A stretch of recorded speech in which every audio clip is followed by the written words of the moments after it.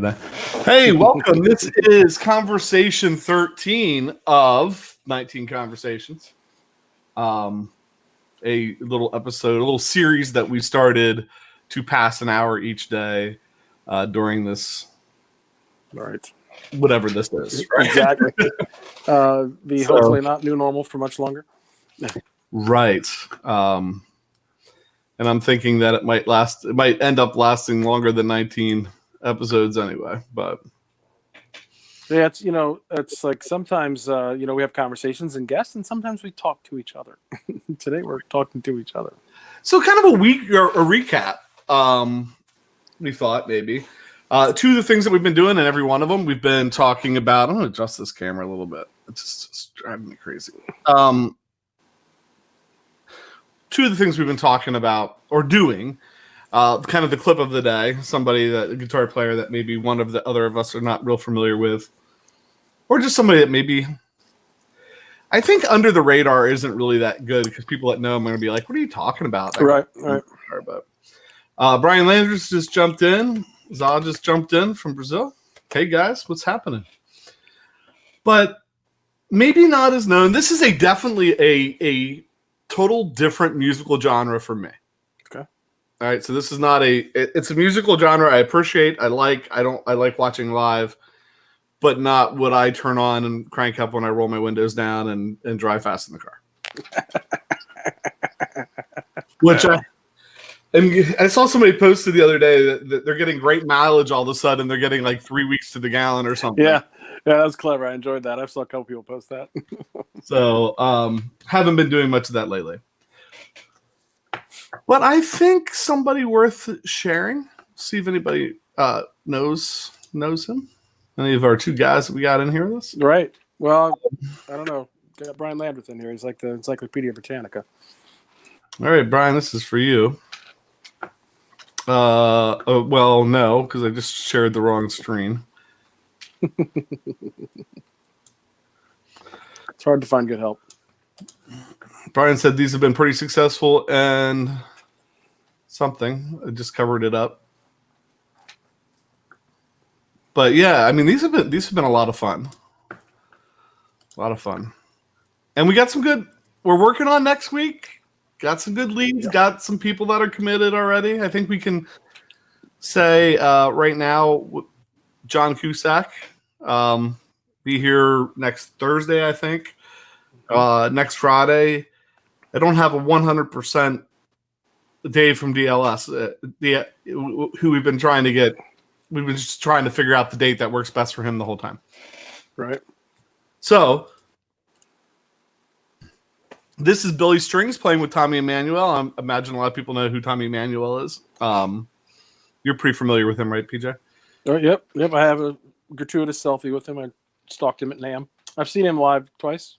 Unbelievable. And then Billy Strings is kind of a newer guy to the bluegrass scene. I'm not sure. I mean, he's been around for a little bit, but if you go out on YouTube, there's all kinds of like great clips of him playing with all these different great people, playing kind of in that jam band scene a little bit, playing the bluegrass scene. There's a rig rundown on him, which is how I found out about him. But just a little clip of these two playing together, and then we'll talk about them.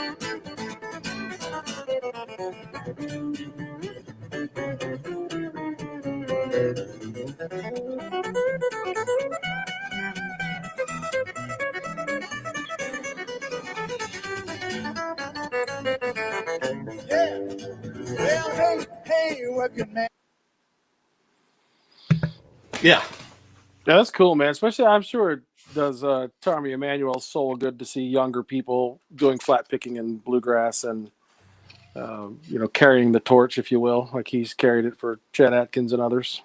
Yeah, and I gotta figure when you're on stage playing the guitar and like kind of cutting heads a little bit with Tommy Emmanuel, and Right. he looks that happy. Right.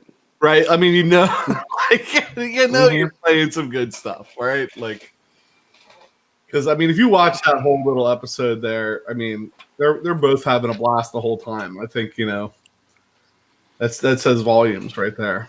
Yeah, and once this madness calms down at some point, Tommy Emmanuel is a very active gigging musician. So if you can see him, I would encourage you to go see him. My wife loves live music, and she has really, really enjoyed Tommy Emmanuel because he's a bit of a showman, kind of a throwback in some of his. He's telling jokes and stories, and then just blows your mind. It's almost good that he stops to tell a story so that your brain can stop spinning for a second. Like he was playing there. I'm like, ooh, I saw a G chord. I knew that. I knew what he was doing there. There's a clip out of Billy Strings playing at the Grand Ole Opry doing a song called "Dust in a Baggie" or something like that. And if you haven't seen that, I would highly recommend looking that up and watching. That was like kind of the first clip that came up the first time I kind of said, well, who is this kid? Like guy. And man, he's a smoking player.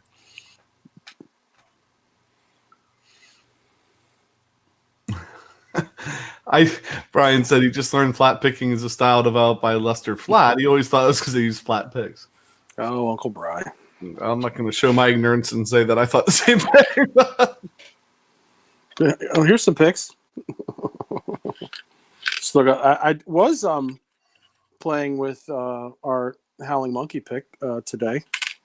They're growing more and more on me. The size is very comparable to the Jazz 3s, the Eric Johnson signatures I use. A little thicker, but doesn't feel bulky. It felt really good. I know. I've had one sitting here on the desk that's maybe a little bit bigger than that one. That's kind of closer to the XLs that I use. And Right. I find myself grabbing it a lot. Like I like it. That grip that he has on it, that like kind of lasered in pistol grip. Right. You can feel it. And you can feel it holding, and I really like it. I do. To the point where I've like contemplated, like, okay, if I was going to order these, how many would I was going to commit to trying to use these for a little bit. How many would I have to order to be able to have one? I've seen the way you handle your plectrums. You're going to go broke. Yeah. I got both of us the little thing you stick on the mic stand to put your picks in, put them on the boom stands that we talk into on the show. Because it's like, there's picks around Jason's basement like confetti. They're red, so at least they show up, but it's kind of like, let's put all our picks in one spot. So yeah, and yours always has, like, I'm looking at it right now, like there's maybe 3 stuck in mine, and yours is like 8. Right. Well, sometimes when you kind of get that like little, sometimes your gas, I'll give you a minute, can be cured with maybe a small purchase. So somebody had those Jazz 3s on sale for like $3.25 for a 6-pack and no shipping. I'm like, somebody lost some money. So I ordered those. That's probably what's sitting in there is all of those. I don't always get the Eric Johnson signatures. Sometimes I just get the regular Jazz 3s, but that's probably what that is. Yeah, it's I don't know. I tend to keep them in that little pocket in the jeans. Isn't that what that was made? Yeah, your little pocket watch, but we use it for picks. That's cool. Right. So I tend to keep a couple in there all the time, but my wife complains about finding them everywhere. Did you see? So Josh Scott has been doing a daily rock and roll trivia, right? And he's had different guests, and a lot of people I hadn't heard of before. But he had one of the people from Chibson, the Chibson company, that makes all kinds of fun stuff or whatever. But the one thing they're putting out right now is it a 12-inch pick? It's like this giant pick. As a joke, the little commercial is like, it's too big to drop in your sound hole. You'll never lose it in the dryer. It's like $10, something like that. It's this giant pick. Of course, it's like $5 shipping. I'm like, $15 gag? I don't know. But it's hilarious. It's this giant pick. Brian Landreth. Yeah, I see that. Ask him if picks inside dryers, but I couldn't quite get that joke to work. Of all the days not to have a David Barber on, so I broke down and did some stuff that I normally don't do. Oh my gosh. I decided to tube an amp or retube an amp that I've had the tubes for like 2 years. I wasn't really ready for the prop, but it's my Mesa Transatlantic 30 head. Lovely amp. It was making some noise, kind of, and it was my primary amp at church. And when you're playing tube amps in front of a live audience, you probably don't want to let failure happen, right? So it had a little bit of a hum, but also had like a bit of a rattle. So I'm like, all right, sweet. So I like Sovtex, so I put Sovtex in it. And the question I would ask is, I bought the matched set of the power tubes, right, so that they're good, and it's like 6 12AX7s and 4 EL84s, I think, in this amp. But I know sometimes that the 12AX7 tube for the reverb is slightly different. But the set that I got from the company I ordered the Sovtex from, there wasn't a different tube in there. And I'm pretty sure when I pulled all the tubes out that the tube wasn't different for the reverb. But man, I'll tell you what, there's a foot switch, and there's also a little toggle switch that you can go for like a bypass, or you can go to the effects and reverb. It has got a super loud hum when I flip it over to the reverb and foot switch. So I'm not sure if it's the tube that's in that socket. So I'm probably have to take it back apart and see if there's anything obvious that I can figure out. But I was all proud of myself. I took the wrong part off first because the tubes are in a weird spot. Then I had to take 2 things off to get to the tubes. Here's your other tip of the day, because you're not really supposed to touch the tubes. So I had a small piece of bubble wrap. So if you want to freak yourself out, grab a tube by bubble wrap, start to shake it in the socket, and have one of the bubbles pop and think that you smashed the tube. That'll get the old heart going. I've heard that you're not supposed to touch the tubes, but I think every time I've ever changed a tube right. Tubes, I've done it by hand. I think it's a little bit like the old halogen light. You know what I mean? Halogen light. What'd you say? Sorry. Ray Santana just popped in. He said, Mark Guitar sells them online. I'm trying to think if he's talking about the picks or the giant picks. Yeah, I'm wondering. But hey, Ray, man, nice to see you. Thanks for popping in. Ray has been posting some hilarious memes on Facebook related to our current situation. He was one of the ones that said, "Is anybody else's car getting 3 weeks to the gallon?" That was one of Ray's. Yeah. So Brian, you're probably familiar with that. And is it Za? Is that what we said? Za?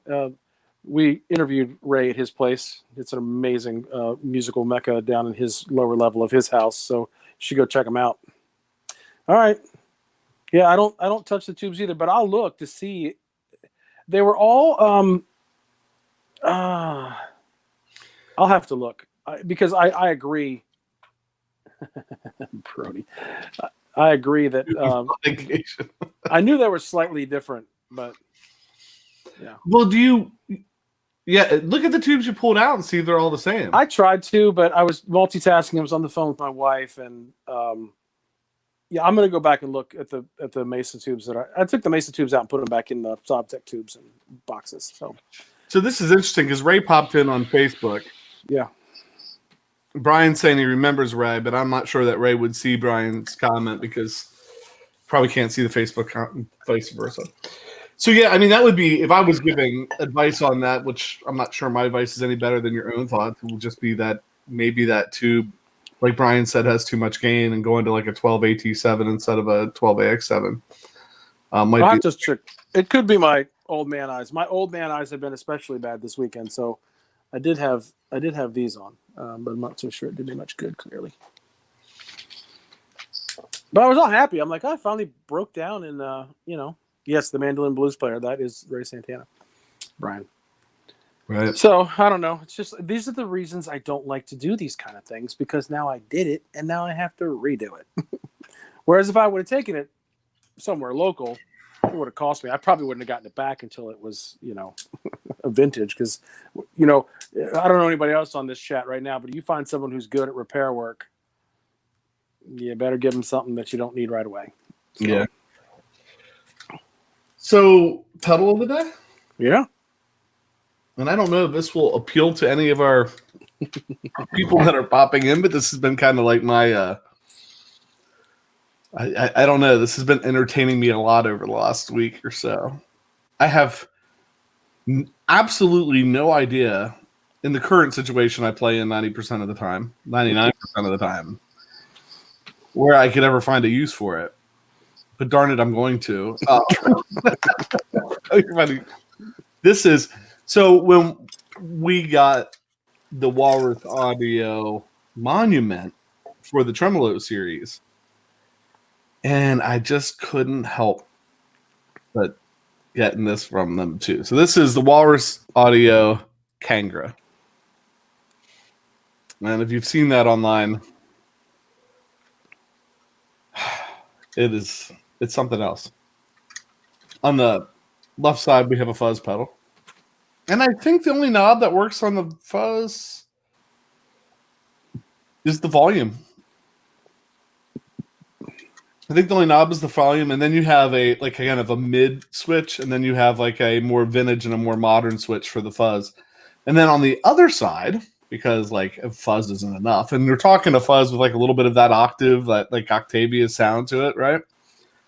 On the other side, you have a filter, and that can be used multiple ways. And I think with this envelope switch one way, you're just sweeping the frequency and then leaving kind of the frequency where you want it to go, and that's probably not a great description. And if we ever get an opportunity to record this, we'll come up with a better one. The other thing you can do, though, is flip it over with the envelope filter on, and then you have the sensitivity and resonance, and you get to like get that kind of quackiness of the envelope filter. So an envelope filter going into a fuzz, or vice versa, I'm not sure how they have it set up, with the octave thing on it. And then one thing I haven't really got into yet, you can put an expression pedal on that too. So there's like, not for the faint of heart. Like this is not the pretty sounds that your mom or dad want to hear you play. Probably this is. I think I was playing with it one night, and the Earthquaker Devices tremolo pedal. The Hummingbird, is that what that one is? Yeah, the Hummingbird, which is modeled after something. But it's, if you think the Who, the beginning of the One Who song where it's real choppy, it's modeled after whoever made that sound. This into that pedal is something to behold. It's a beautiful sound. And my wife texted me when I was playing it to tell me just how annoying it was. Like whatever you're doing is awful. Stop. I thought it was marvelous. I know he likes the pedals. So those pedals actually did come before this whole social distancing happened. So I've at least seen them, but I haven't gotten to play them. Yeah, but I have had many video clips sent to me of somebody in the other frame over there playing it. So,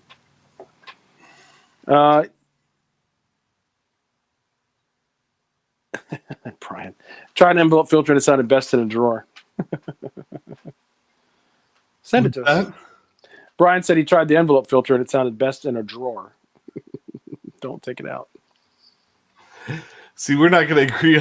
I love it. I mean, I love envelope filters. Yeah, I mean, and maybe it's where he's using it in the chain or something, or just depends on what you play. Like, it's kind of cool. Like every once in a while, we kind of reggae up a song, and the filter works in there, and so they're hard. They're hard because most of them, because they run on how much they're sensitive to how much input's going in. Like when you roll your volume back a little bit, it can really, so to find one where you can roll the volume back and have it really hit right. But it's that Jerry Garcia tone thing. It's, right. I love that. And there's a few of them out there that work really well. And I'd love to do a series on it someday, but I have a feeling that might be a hard sell for Pat. But well, it's funny because we went from one modulation series to one where we're like, hey, let's go to another one, but let's keep it small. It's not small. And then if we modulate to another one, we know we won't have the 3 or 4 envelope filters that you have. There'll be 5 or 6 more. So, yeah, lots of comments here. Yeah, I saw Brody use the Classic 30 combo and a carbon copy in the loop. Very nice for the church's streaming service. That's funny. Brody's like, that's a pedal of the day, which doesn't happen every day. So if we did a pedal of the day, we'd go like Monday, Tuesday, Wednesday, and I'm out for Brody. Not a big pedal guy. He loves his favorite effect is a wire that plugs the guitar into the amp. So Brody, you were able to. So I guess you got together this morning to play and stream out what was happening. That's pretty cool. Yeah, I've had a couple friends of mine in the church world that I've seen live streams that a friend of mine from Maine, it was just him and his worship leader on acoustic, and they sort of gave each other a wide berth as they passed each other. And they're probably one person maybe like streaming. Another friend's church, their full group was on the stage, but they have a pretty big stage and nobody obviously in the congregation. And so I don't know. It's weird. Like it's not right or wrong or a judgment, but we've adopted the whole, we're not getting together. And actually our stuff, they're recording, especially for this week. So not live, but they're recording and streaming that, not live, if you will. But Brian said he used the envelope filter on one song in the studio. I heard that. I heard. Well, we talked about it too because I was like, oh wow, you used an envelope filter, and it was. I think he said it was the Boss AW2 maybe, which is one that I've not got to play with much, but I did. My ear caught that because I like envelope filters. So I appreciate Brian checking. I've had mixed messages about that too, but he said it's okay to touch the tubes. He's asked Dave Friedman and Mike Soldano, so I guess that would be all right. If they say it's all right. Yeah, it was funny when we were interviewing Brian Wampler before we get started. We always have our little pre-interview, and his phone kept dinging, and he's like, Mike Soldano's been trying to get a hold of me all day. Can you guys wait a minute? We're like, okay, I guess so. If you need to talk to him, it's fine. Whatever. I'm gonna tweak your tight metal, high gain. I feel like this is so overshown this week, but it is Gibbs Sunday. It's also Sunday Fun Day, by the way. It's still, the strings are, goodness gracious, I don't know how old the strings are. And when I retubed the Mesa, this is part of what I tested it with, and it is definitely a rock and roll machine. I may throw something up on our Instagram page of just a little thing I did. Tuning's a little wonky, but my goodness, then both of my kids stepped out of the house for different reasons, the trampoline out back or whatever, and when they did, the volume got increasingly louder. So I played super loud today, which is weird for me.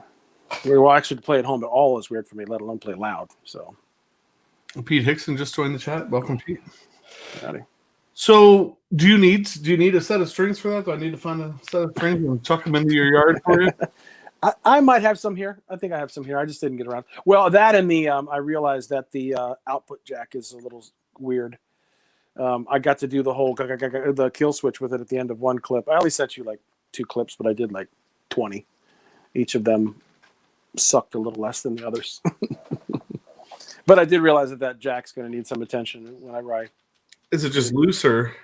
It doesn't feel loose, and I didn't pull the plate off to see what the problem was. Because the nut is tight, it doesn't wiggle at all. But it's something going on inside probably.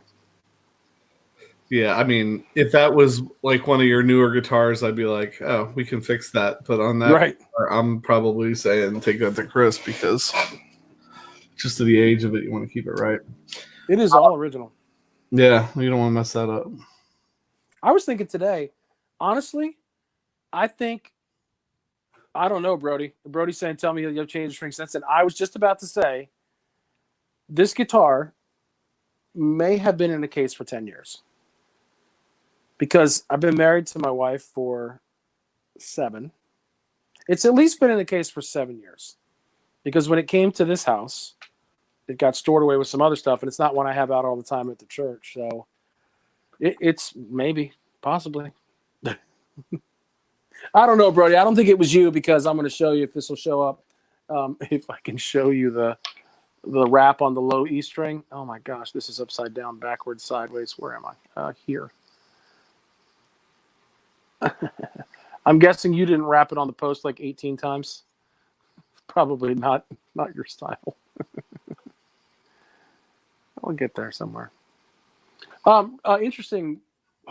Totally side note is when we talked about that guy Nathaniel Murphy yesterday.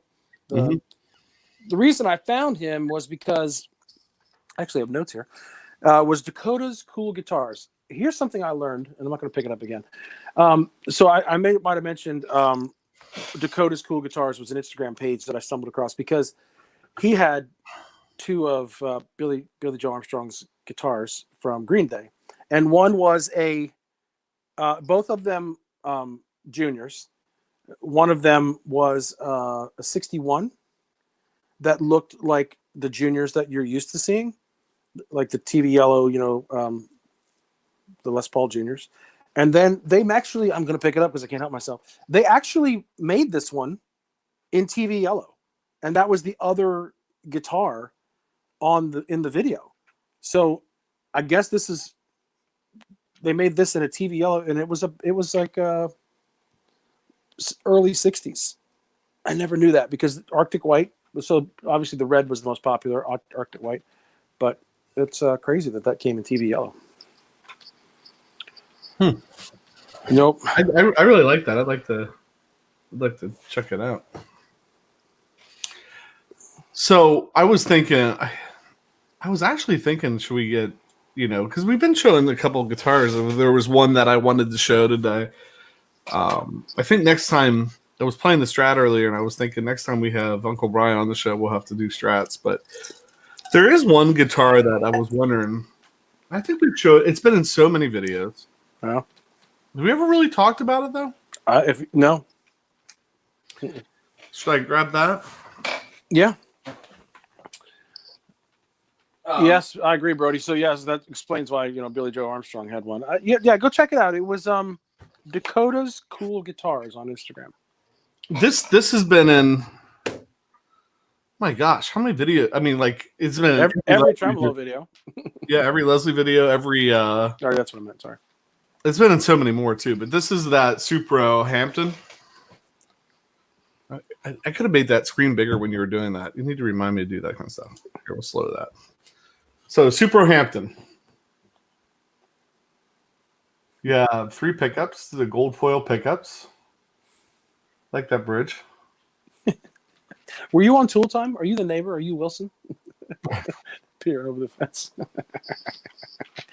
Here's our Binford guitar. You got. I always thought that was pretty classy the way they had that Supro up there. Mm-hmm. Yeah, that piano gloss finish. And so this is something that you might not have seen just from us using it. If you look at the neck, you can see it right there at the heel where it transitions from that gloss finish. And then the neck is more of a satiny kind of. And then up at the headstock, you see it transitions back. So that's real. Would you say satin? Yeah, it's satin. Could it be satin? Could it be, I don't know, maybe satin? It's Sunday. You can't say that today. We haven't been to church in several weeks. Sorry, people. And then, like I said, the 3 gold foils, the 5-way switch, volume tone. We'd have to look up the rest of the specs. Made in Indonesia, so I mean, Supro's having them made and imported, but it's a great guitar. Yeah, it was funny. Like when you were playing it on something, I don't think that made the use. Maybe that was you should try this. Maybe that was one of those episodes that but we didn't go down the specs too hard. I don't think. But it was just like it was an early episode. Oh yeah, I think my might have been still sitting on the couch. But you were like, I think this is my favorite Strat, and I'm like, well, all of our Fender people just clicked away. But I played it a lot because when we did those Leslie videos, we both played in them, and I used that guitar on every one, and it feels great. Which is funny because I think their full retail on that is about $1,000 or maybe slightly. Yeah, I want to say it's around let's pull it since we have nothing else to do, right? Right. We're just wasting an hour. So you're truly joining the typical conversation that we would be having if we were texting or talking. So I normally don't fire up the backdrop and turn a blue light on when I can talk to Jason on the phone, but for you, I turned it on because as we discussed yesterday, anything with a blue light, I'm a sucker for a blue light. I should have grabbed that Rockworks pedal when I was out retrieving things. Speaking of blue lights. Yeah, I've looked at that guitar. Jason got a really, really great deal on it. And I'm not sure why I liked it so much. And it's sort of like We kind of at this point can share and borrow whatever of each other's. But I'm just like, man, that's a really nice guitar. And occasionally you can find one on Reverb for. I don't think I found one for the great deal that Jason got on his, but I've seen a couple that were close.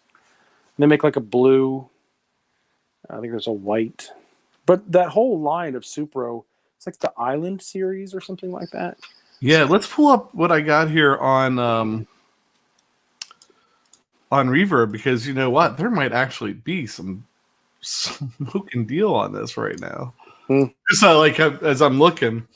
So here we go, $8.99, $4.99 from Ish Guitars in New York. And Ish Guitars carries like amazing PRSs. That's why I know about them. It's a real kind of boutique store. It's relatively new.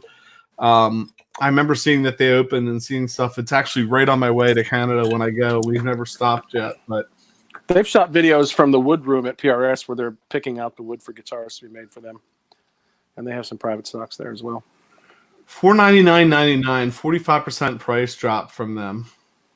Free shipping. Do they have a Supro gig bag or not? I don't know. Say in the description down there?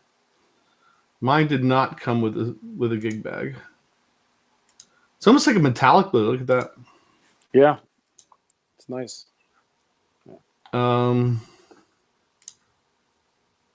Does not include a gig pound bag or case. Not a big deal. So let's go back and look at these prices. Well, yours was even less than that, wasn't it? Huh? Let's look at new real quick. So here, $699, $400, 37% price drop. Here's one that they're still looking in Canada. They still want $1,500 in Canada. Buy used. So there's a $625 and a $799 used. So that deal from Ish Guitar, man, that's. Mm-hmm.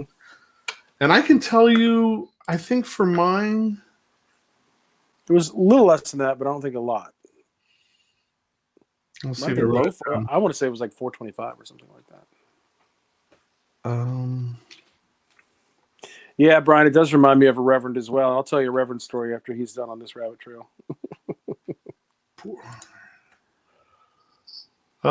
Purchases. I can tell you exactly. Let's look at your whole purchase history.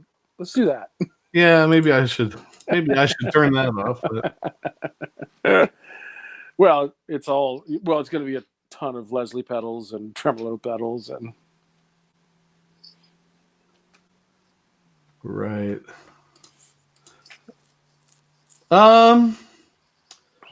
Paid $400 for it. Yeah, I knew it was low. Yeah. Was that from the same people that you bought the Tajima from? No, but this was from Music Go Round. Yeah. In Greenfield, Wisconsin, I think. Yeah, they gave you a good deal because you had some other one you saw or something. I had bought the 50s Telly that we showed the other day from them. And they gave me a good deal on that too. So I actually that's one store that I follow because both times they've had something cool up that I've wanted, they've given me a good deal. Coronavirus. We could. Oops. Like even right now, this is what they. But I mean, they've always had nice stuff. And I mean, I literally messaged them. It wasn't like a make an offer. I messaged them and I'm like, hey, somebody else has it. Can you give me this? And they were like, sure. Ugh. What's that double neck there? Used Epiphone G1275 for $1,000. We got some insider baseball that an Ibanez one like that might be coming available soon on the interweb.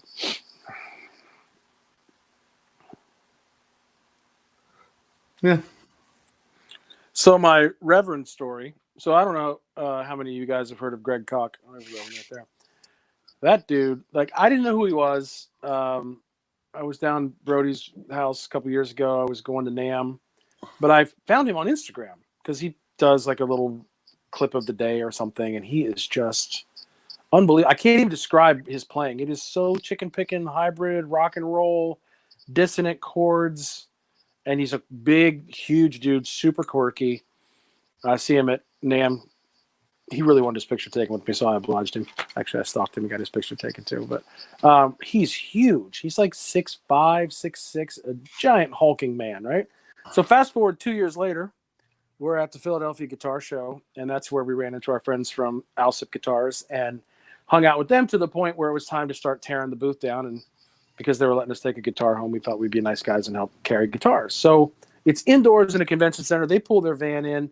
We make a million trips. Well, the Reverend booth is right at the edge of where the van's parked, and they must have 35 or 40 guitars in their booth.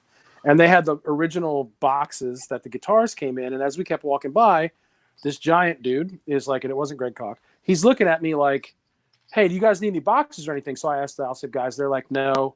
And about my third trip by, look at this guy go, hey, are you Greg Koch's stunt double? Because they're both these giant men. He like laughed it off or whatever.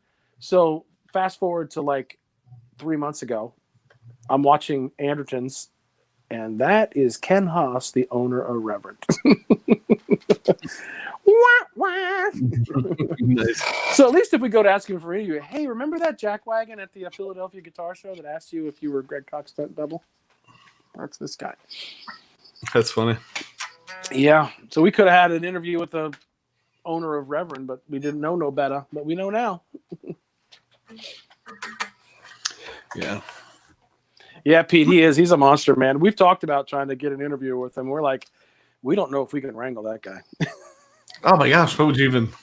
You'd have to be. He's a monster, but he's like pretty quick-witted and off the. I'm not sure. We'd definitely be bringing a knife to a gunfight with that guy. I mean, well, the way that Paul Reed Smith handled it was Greg Koch was going to interview him, maybe for Wildwood Guitars because he's got a relationship with them, and Paul flipped the script and ended up interviewing him instead, which kind of put him like in a box. So maybe we'd have to. I don't know. We'll have to see. Yeah, I think you're right, Brian. That's why he's got a relationship. And plus, there's amps too, I think, that he plays. So anyway, yeah, he's somebody, if you haven't, I see a couple of you know who he is, but if you haven't, go look him up. Greg Koch, Koch. Amazing. Brian, who's Brian talking to? He's talking Huh? he's talking about Greg Koch having a Wildwood music store special Reverend. I always thought this thing looked classy too, though. Mm-hmm. If you can have like a classy look to it, it's like you should be putting on a tuxedo and playing at a. Right, sharp dressed man. Because the only thing gold, all the hardware is nickel, right? Except for the gold foil pickups have gold on them. Everything else is. Yeah, things nickel and then that gold on the pickups. You can get it. But those pickups sound good. They're like a little. You can get that kind of that Stratty sound in the middle positions. Mm-hmm. But they're a little maybe fuller. Yeah, I feel like they were more like Filtertronish kind of like maybe. But yeah, definitely you can get 2 and 4 are very much. I don't think I have a Wildwood special run. No.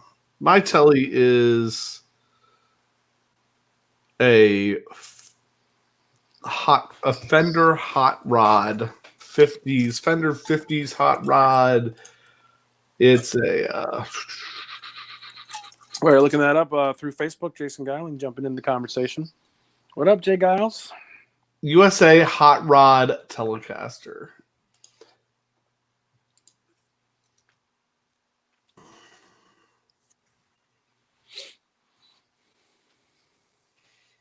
See if something pops up. Reverb has to do something with its search engine that if you don't. Oh, I know. If it's not exact, that must be some rare gear you're looking for. Like, no, you just have a horrible search engine. That's the most controversial thing I've ever said on the show. Sunday afternoon, people, a little loose. I'd normally be napping right now. But being that I didn't have to get up at the crack of dawn to go to church. I mean, to my knowledge, Brian, it is not a special run. But, I mean,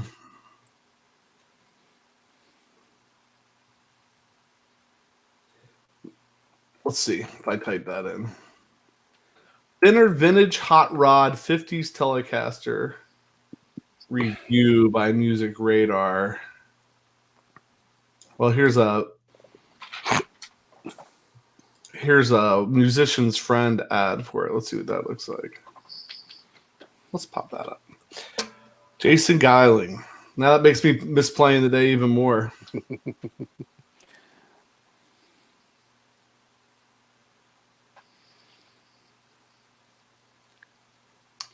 Well, that is not the one I have. While you're looking that up, Music Therapy Laz jumps in. What's up, dudes? What's up? Now, if we had enough windows, you got to be like, what's up? What's up? What's up? Showing my age. All right. So what year is that? Fender Hot Rod, Telly. Oh, I don't know the year on it because it does not have the year listed anywhere on the guitar. It's probably in the neck pocket. And Joe Bonamassa said you shouldn't take guitars apart just to find dates. He doesn't care about that. I do not begrudge Joe Bonamassa one bit for anything that he has. But if you've been following him on Instagram, that dude in the past week has gotten like 3 new guitars. He got like a 61 355, I think, all original from the original owner. He's doing like a documentary on Instagram. It's kind of funny, actually. But he did. Someone commented asking him, like, Joe, how many of your guitars do you actually play? And he's like, there's 40 in my current rotation, which is about 1/10 of my collection. So you do the math.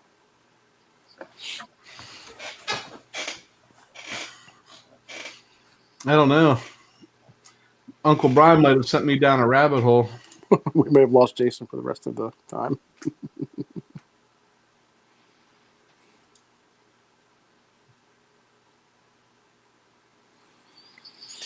Yeah, I keep looking around the room because I actually brought gear home.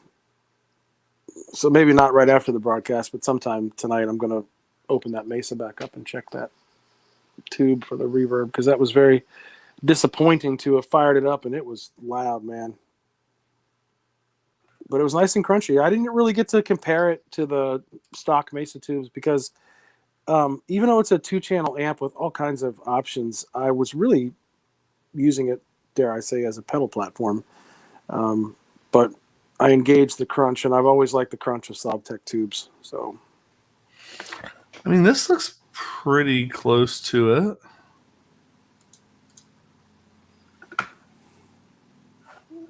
I think I'm on the wrong page, though. Hold on. There has to be a better way to do this. This looks pretty close because it has a Seymour Duncan. mm-hmm. But the guy doesn't really have... One thing that I did notice, though, is the case is different. And mine didn't have a ashtray with it. Did you get the vape version? Yeah, get the digital version. I don't think I have that either. I don't think mine's just... You can go check. Yeah, Brody, I'm with you, man. Like, I'm cool with Joe Bonamassa. I don't begrudge anybody who can do whatever it is they do. I'm totally cool with that. No. You know, if I'm going to say anything, better have Joe Bonamassa buy him up than go to Japan like they were in the 80s and 90s. They were just... When Brody and I would go to the Philly Guitar Show that I referenced earlier, there would literally be, you'd have the table with the logo from which store it was. There was this place from Japan. They weren't selling anything. They just had piles of vintage cases under the table and guys walking around literally with like those metal briefcases, were just loaded with cash. Yeah, mine doesn't have the anniversary plate on it, so yeah. Looking. Yeah, Pete, I'm with you on that, man. Touching hot tubes is not fun. So it's been off for an hour and a half. So I should be good by the time and also don't have it plugged in. You die. So I was telling my wife, I'm like, I'm usually not a handy guy, and I definitely don't like to do things that'll kill me, but I'm not trying to adjust the bias, and I have it completely unplugged, so I'm good.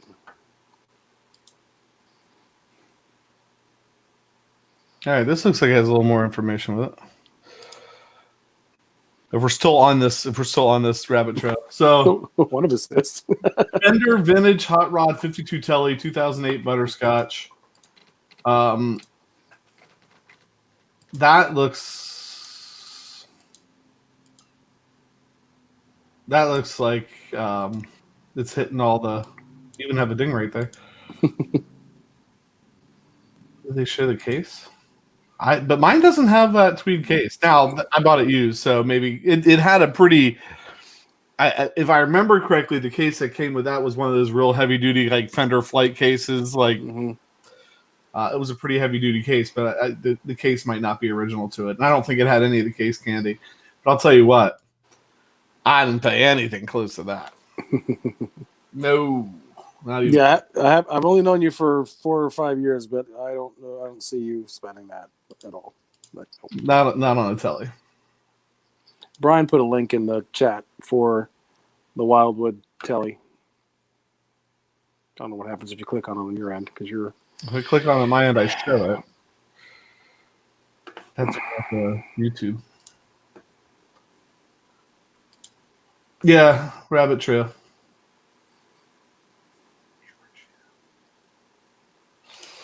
But so it's an interesting rabbit trail to go down. So for those of you in the chat, what's one of your favorite Instagram follows for guitar? Like what do you follow that you find interesting? Whether it be eye candy or playing or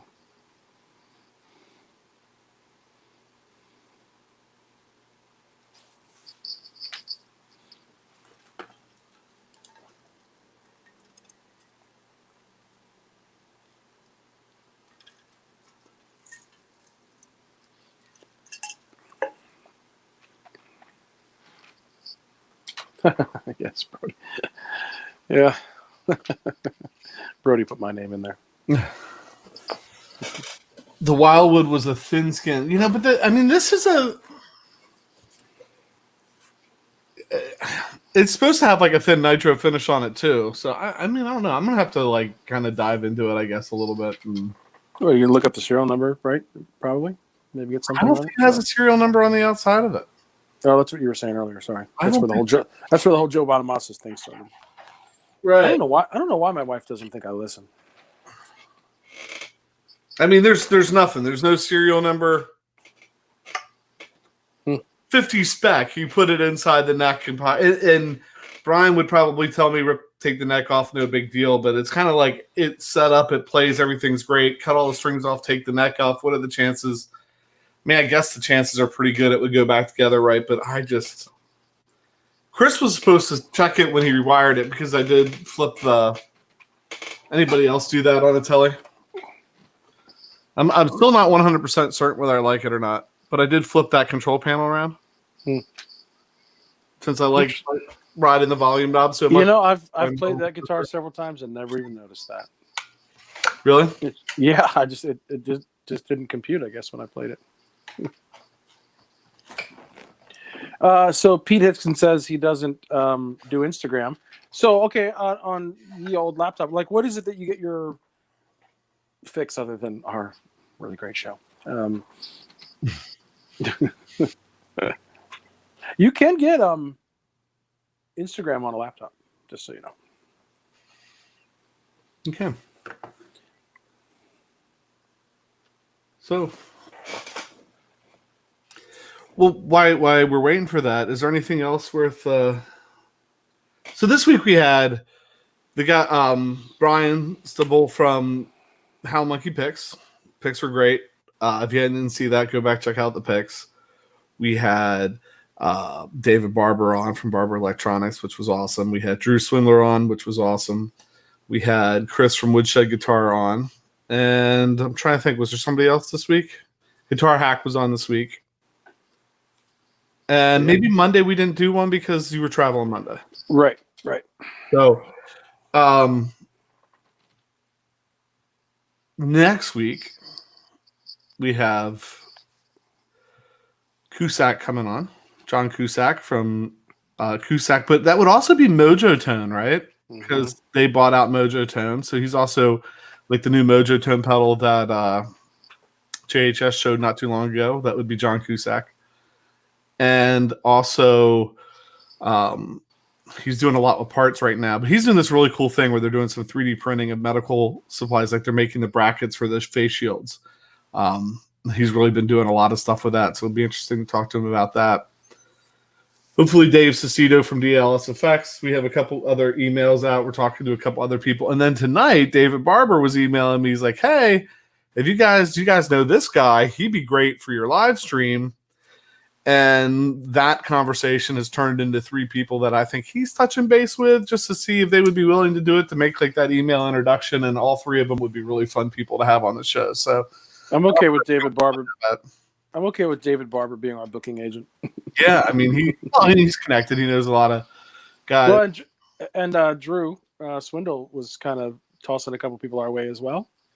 2 that you and I hadn't heard of, and I didn't get to go down and check out their stuff. But, you know, that pedal community is a pretty tight group. A lot of people know each other, and so he recommended a couple that we really weren't familiar with. That might be a good way to do that. Yeah.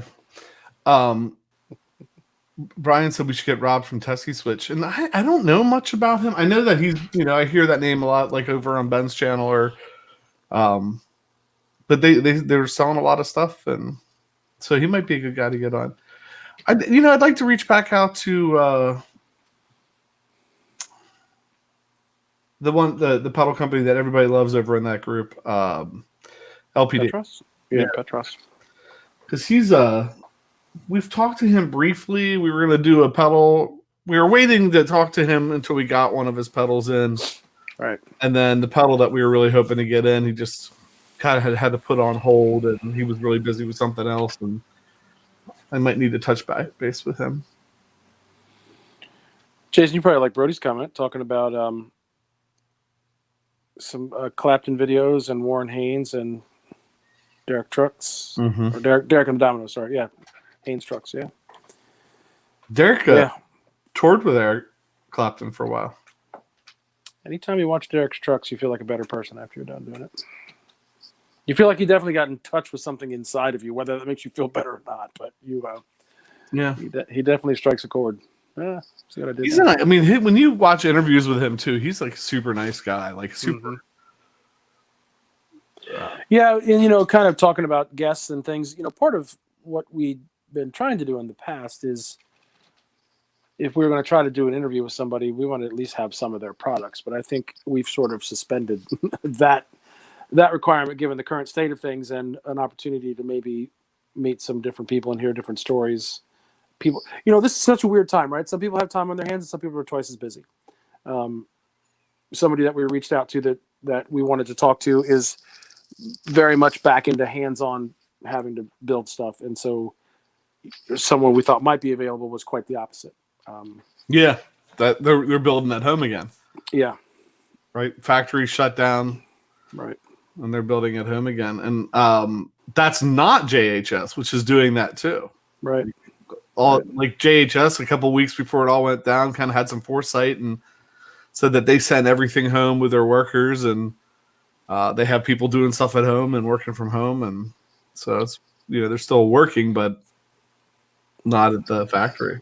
Yeah, because they have like 20 employees.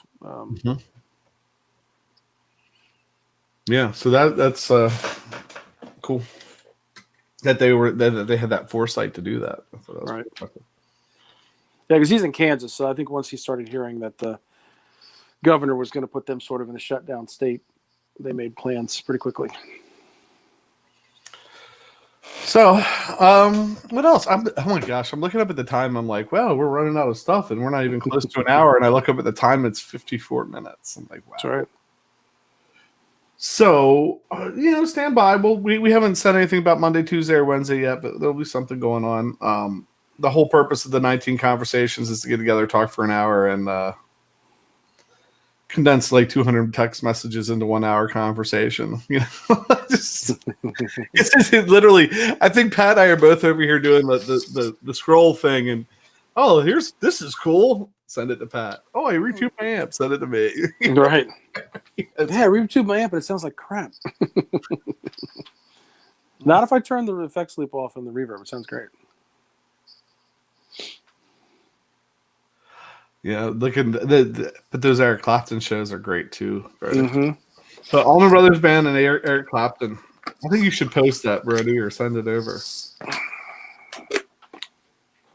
One thing about retubing that amp is it actually has like a gig bag, but it also has that, which I plan on using now whenever I put it back on. Since I have the sloppiest board in the world at church, it doesn't matter if this is sitting next to it, but I fully intend on using the drive channel in that amp as some other sonic landscape that's not covered by. Well, and that was supposed to be the series before the Tremolo series became a thing.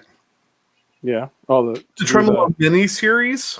Yes. Yeah, right. And when we started the Tremolo mini series, Pat joked it can't be. I think it was 23 pedals we started with the Leslie series. Mm-hmm. He's like, can't be 23 pedals, and I think right now it's not. I mean, it's like 21. So like under the bar there, we're doing all right. But that was. I would say that was supposed to be the series was redoing your pedal board, which I think we should still do. But like I want to do it the whole way. Like let's get the good cabling and let's solder some cables and build him a real pedal board that's portable, not a giant piece of plywood like mine at church that has takes up forward. Yeah, I'm looking at my travel board over there. Yeah, it's kind of funny. Like we've said before, if we could do like background stories of the pre and post interviews when we're hanging out with people, because we didn't get into it with Drew Swindle yesterday, but we talked about his Tyler amp that was behind him. But then I could see a pedal board in the background, and when we were done, he picked it up and brought it over, and he's like, one thing I've done during this quarantine time is I finally did my pedal board properly and uses some of the same plugs you like to use, the square one. So he was kind of, yeah. So he was showing us kind of like power supplies he uses and stuff like that. And I'm like, yeah, my pedal board's a train wreck. And then talking to David Barber when we were wrapping it up, he was showing us pedals that weren't ones he built. And one was one of the Leslie pedals that Jason really would have liked to have had in the series, but didn't. Who knows? Maybe there's another one that we have something filmed that's in the can that we haven't even put out yet that we're like, we are now announcing the end of the series. And then Jason's like, well, unless we find another pedal. We may have found another pedal. Right. Ben Cohn's popping in here. How you doing, Ben? Yeah, good to see you, Ben. All right. So Brian says he's going to be working nights this week, may not be up. Well, Brian, we'll definitely miss you if you're not around, but I'm sure we'll catch up with you. Maybe we can get a cardboard cutout of him and put him in a third window. Yes. Or just put up a picture of Uncle Si and we'll just say, hey, Brian's on the show. Si. Ben Combs, if you haven't watched the replay, one of these conversations we did with Brian Landreth, one of the early ones, I want to say episode, I don't know, 3, 4, 5, somewhere in there. If you haven't seen that, definitely go back and check that out. Brian Landreth is somebody that you might even want to get on your show some night and talk to because he's a trip. You can wedge him in between Pete Thorne and has that Pete Thorne thing happened yet? I think Ben talked about having Pete on his show. Did that know if that happened yet? Yeah, he's supposed to have Pete, and then he's having Rhett Shaw, right? Was that today? The guy from 60 Cycle Hum. Oh yeah, Ryan Burke. Yeah, Burke. Yeah, they were match sets. So I'm looking at Pete's comment. Yeah, they were definitely match sets, but I agree that I thought there was supposed to be a different tube in the reverb slot. And again, my Sunday afternoon old man eyes, I was looking for that, and I did not see that. But trust me, when we're done, I'm going to go back and look at those Mesa tubes and see if one of them was marked differently. So, yeah. So, anyway, so what else? Anything else? I mean, we're at the wrap up point, I think. Okay, so Ryan. So on Ben Combs' show, Ryan Burke tonight and Pete Thorne tomorrow. That's a blockbuster 2 nights in a row. Good job, Ben. It's fantastic. Yeah. All right. Trying to think, is there any 10 seconds before we have to end the hour. Right. All right. I have to see. I grabbed the rest of my, not my pedal board, but the rest of my pedals in that big, huge anvil case, and I'll have to peruse that to see what pedal of the day might be tomorrow. Yeah, there you go. Well, you have some there now. Yeah, Ben, your show, I'm going to guess. So Ben Combs, Ryan Burke tonight from 60 Cycle Hum. Pete Thorne, if you watch any gear demos or anything online, you know who Pete Thorne is. right. Incredible guitarist and player and touring guy, knowledgeable guy, huge following. Ben has been, I think, moderating in his channel for a long time. So if you're around, I think that's 8 o'clock that you do those shows. He can confirm that down there. But if you're around, definitely go check out Ben Combs and hanging out with some of the big boys of the YouTube gear world. That's right.